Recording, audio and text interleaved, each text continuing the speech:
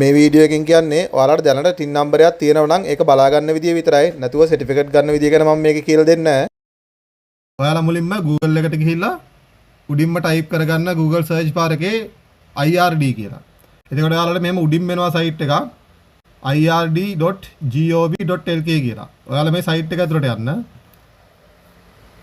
මේ සයිට් එක ඇතුළට ගිහිල්ලා මෙහෙම ටිකක් පහළට ආපුවාම මෙතන ඔයාලට පෙන්වනවා නිල් පාට අකුරු වලින් e-service කියන එක යටතේ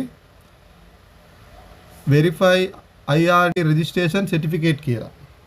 ඔයාලා මෙන්න මේක උඩ ක්ලික් කරගන්න. එතකොට මෙතන පෙන්නනවා verify registration කියලා. ඔයාලා අන්න ඒකට ටික් එකක් දාගන්න. ඒ ටික් එකක් දාගත්තපුවාම ඔයාලට මෙතනට එනවා enter ID type කියලා.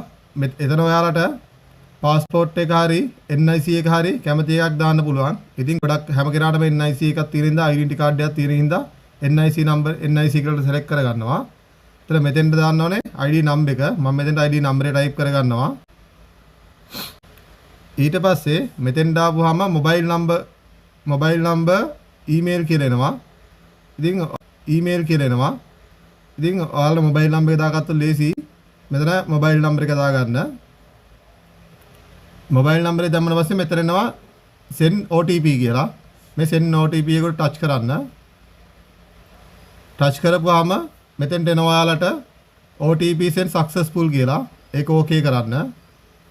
මැසේජ් එකේ ඔයාලට මේ වගේ OTP එකක් කරලා දෙන අංක 6ක ඒ OTP එක ඔයාලා නිවැරදිව මෙතන enter OTP කියලා ටයිප් කරගන්න. ඔයාලට එනවා මෙතන OTP verified successful කියලා. ඊට පස්සේ ඒක ඕකේ කරගන්න. ඒක ඕකේ කරගත්තාම එතනම ඔයාලට පැත්තට ආපුවම පේනවා search කියලා. ඔයාලා මේ search එකට යන්න. search එකට ගියාපුවාම ඔයාලට මෙතන යටින් පෙන්නනවා ඔයාලගේ TIN number එක. මේ තමයි මෙතන කියනවා you are already registered with the Revenue Department your taxpayer independent number කියලා.